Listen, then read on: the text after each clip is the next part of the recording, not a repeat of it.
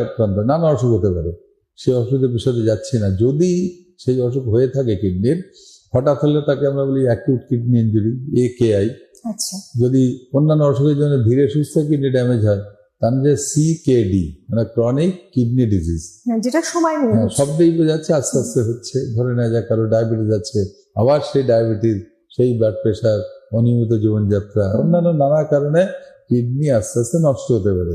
আচ্ছা, আস্তে আস্তে নষ্ট হতে তার নাম হচ্ছে ক্রনিক কিডনি ডিজিজ। হুম, তা ক্রনিক ডিজিজ যদি হয় তাহলে আস্তে আস্তে কিডনির কাজটা কমে আসবে। একটা সময় আসবে যখন কিডনির অবশিষ্ট কাজ দিয়ে আর চলবে না। আচ্ছা, যদি না চলে, শরীরে দূষিত পদার্থ জমে থাকবে, হুম, ব্লাড টেস্ট সামান্য ইউরিয়া ক্রিয়েটিন বাড়বে, পটাশিয়াম বাড়বে এবং শরীর ফুলে উঠবে, শরীর মোটা হবে, জল জমবে। বোঝা গেল ইউরিন কম হচ্ছে, শরীর ফুলছে। হুম, তাহলে মোটামুটি এটা হচ্ছে লেমেন্স টার্মে কিডনির অসুখ বোঝার উপায়।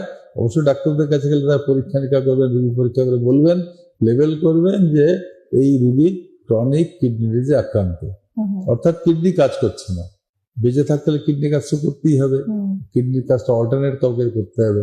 তো যে মেশিনের সাহায্যে কিডনির কাজটা করা হয় সেটাকেই বলা হয় আর্টিফিশিয়াল কিডনি, আচ্ছা, অর্থাৎ কিডনি কাজটা মেশিন দিয়ে করছি। হুম, এবং এই পদ্ধতিকে বলে ডায়ালিসিস, অর্থাৎ শরীরের জলের ভেতর থেকে, রক্তের ভেতর থেকে দূষিত পদার্থ যেমন জল, electrolyte, sodium, potassium, urea, creatinine, এই সমস্ত দূষিত বর্জ্য পদার্থগুলো বার করে দেয়। হুম, তাহলে আমাদের শরীরে রক্ত নিয়ে সেই মেশিনে ফেলতে হবে, মেশিন যন্ত্রের সাহায্যে রক্তটা পরিশ্রুত করবে, করে ভালো রক্তটা শরীরে ঢুকিয়ে দেবে। হুম, তাহলে রক্ত নেওয়ার জন্য একটা মোটা চ্যানেল দরকার, রক্ত দেয় আমার মোটা চ্যানেল দরকার। ভগবান তো এত সদয় নন, এত মোটা মোটা ভেন শরীরে নেই, তাহলে আমাদের তৈরি করতে হবে। হুম, সেই যে পদ্ধতি তৈরি করার, সেটাকে বলা হয়, সেই ঘটনাটা, সেই বিষয়টাকে বলা হয় AV ফিস্টুলা। মানে আর্টারি, ভি মানে ভেন, ফিস্টুলা মানে দুটো জুড়ে দেয়। আচ্ছা, আপনারা সবাই জানেন যে আর্টারি মানে হার্টের থেকে রক্ত শরীরে সার্কুলেট হচ্ছে পাম্পের সাহায্যে, তাতে পাম্প করে করে রক্ত যাচ্ছে, প্রেশার বেশি থাকবে, হুম, মোটা বাল।